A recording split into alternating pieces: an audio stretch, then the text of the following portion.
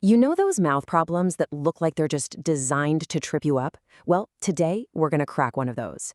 It's a pretty cool riddle that involves remainders, and I'm going to show you the simple secret that makes solving it, so satisfying. So here's the puzzle for today. Find the largest number that divides 398 and 436, but here's the catch. Leaves remainders of 7 and 11. Now, those little remainders, they're the twist. This isn't just a straight-up highest common factor problem. Nope. It's about figuring out what to do with those leftovers first. So what's the big secret? It's all about those pesky remainders. Honestly, they're just there to distract you. The real goal isn't to work with them, it's to get rid of them right away. And that, right there, is the key that unlocks the whole puzzle. And here's the best part. There is a super simple two-step method that works every single time. Seriously, once you see this, you are never going to get stuck on a problem like this again. So let's break it down. It really is as easy as this. First up, we're going to subtract the remainders from their original numbers. This is going to give us new, what I like to call clean numbers, numbers that will divide perfectly. Once we've done that, it's just a classic highest common factor problem. Easy peasy. Okay, so let's actually put that into action. We take 398 and we subtract its remainder, which is 7. That gives us 391. Then we do the same for 436. We take away its remainder of 11, and that leaves us with 425. And just like that, the tricky part is gone. Our problem is now way simpler. What is the highest common factor of 391 and 425?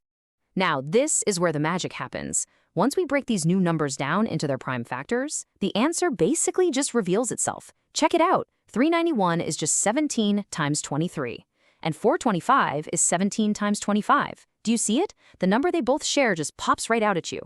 And there it is, 17. That's our answer. 17 is the largest number that will divide 398 and leave a remainder of 7, and it'll also divide 436 and leave a remainder of 11. See? It's that straightforward once you know how to handle that initial twist.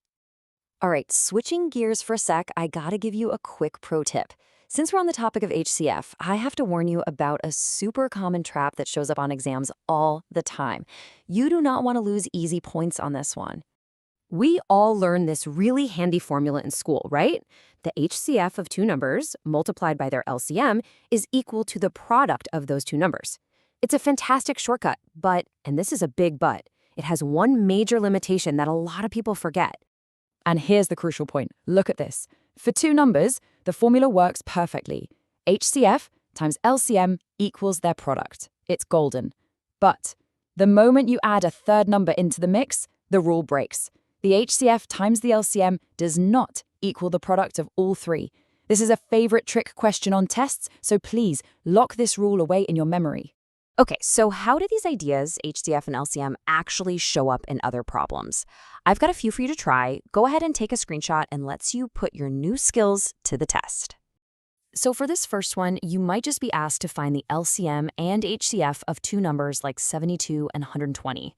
This uses that exact same prime factorization skill we just used to get our answer of 17. Or you might see more of a real-world problem, like these alarm clocks. Figuring out when they'll all sync up and ring together again, that's a classic job for finding the least common multiple, the LCM. Sometimes, the challenge is just about the fundamental skill itself, breaking down a big number into its prime factors. This is really the building block for solving all of these HCF and LCM problems. And finally, here's a chance to use that formula we just talked about, the one with the trap. If you're given the HCF of two numbers, you can use that shortcut to find the LCM in seconds without doing all the hard work from scratch. So, think you're ready to solve them? Go for it. Post your answers in the comments below. And hey, if you've ever been stumped by a problem like this, or there's another tricky math riddle you want me to explain, let me know. So, today we've built a really solid foundation with whole numbers and their factors. But what happens when we step into a world of numbers that can't be written as simple fractions? You know, the world of irrational numbers. We'll dive into that next time. Thanks for hanging out.